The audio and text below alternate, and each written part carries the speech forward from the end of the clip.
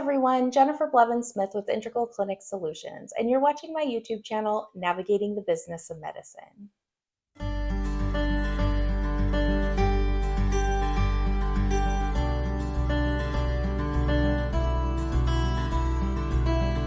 Today, I actually want to talk about telehealth services. I haven't talked about this in a while. I think it's time to bring it up again.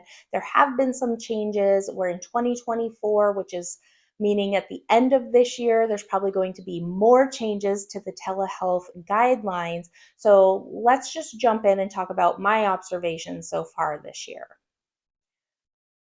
Telehealth services are still being widely used, and I feel that that is great because there are some very appropriate situations where telehealth, I feel, is great medicine. It's a great resource for certain situations.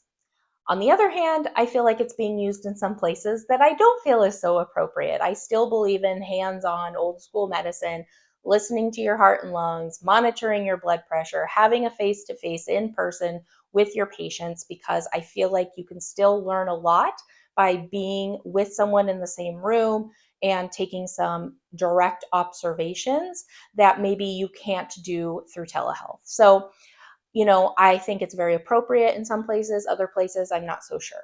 But I do know that a lot of insurances have started reducing the reimbursement for telehealth services back to kind of how they did pre the PHE. So it used to be if you were able to follow and fit into the guidelines to offer telehealth with the originating site and all of that mumbo jumbo, the telehealth services were significantly reduced with reimbursement. And if you think about it, it kind of makes sense, right? It's less overhead for the provider in theory, and the patient isn't physically there, so they're not getting hands-on, and you're not using supplies in your practice as far as drawing blood or, table paper when they're sitting and cleaning the room afterwards. So I guess that's how they justify that.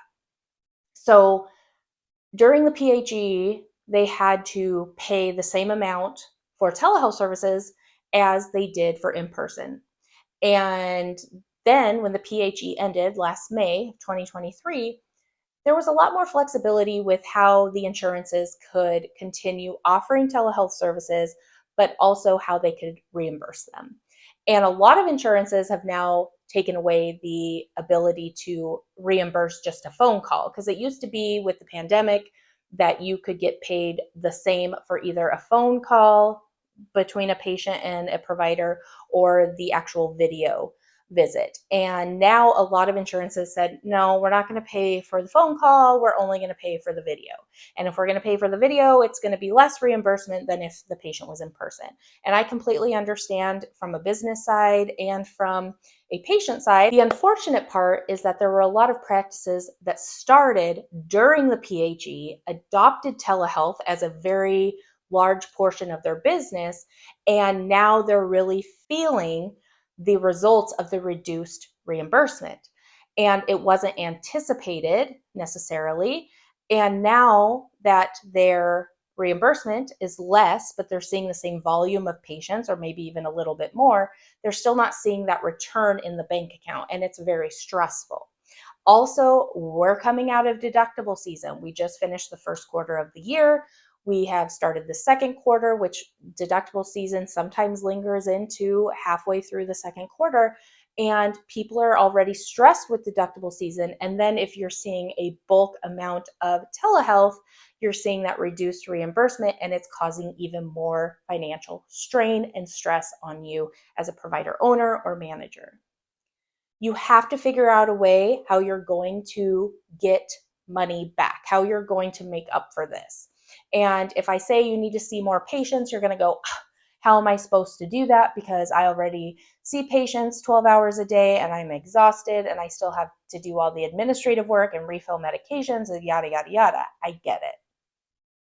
My suggestion is you should start seeing more patients in person. And I know you're probably saying that's easier said than done because I don't have an office. I work from my home. I only do telehealth. Or do you know how expensive it is to have a building and a lease and set up a practice, because I wasn't anticipating that cost. And I hear you there too. But you have to get creative. Can you rent maybe a time or an exam room at an existing clinic 2 days a week to see patients in person instead of opening your entire own practice. You would still have to do your own billing and everything, but at least you would have a brick and mortar spot to see those patients in person. Are you able to maybe hire a part-time provider, even though you got to, weigh the wage of the provider and everything with how much you'd get reimbursed, but are you able to do that to see more patients? I mean, you just have to really look at it financially and budget and see what's going on. I want to say that a lot of reimbursement from Medicare for telehealth has gone down about 10, 15, $20 a visit compared to in person. And of course, this is going to be different across the board with different insurances. You might be like, oh, I haven't noticed that at all. The insurances I bill for telehealth still reimburse me the same amount as they do for in person visits.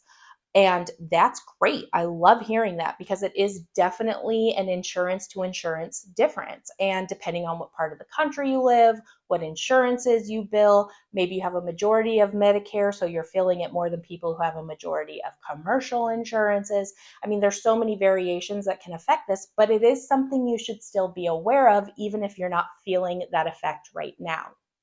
Like I said, at the end of 2024, we will be having some telehealth regulations and guidelines change. They've said that a long time ago.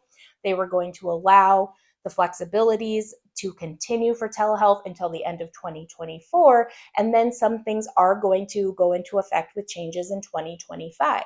We should know about those changes probably by about August, September, October of this year of what's going to happen so that hopefully you can anticipate changes you'll need to make in your business plan, your business structure.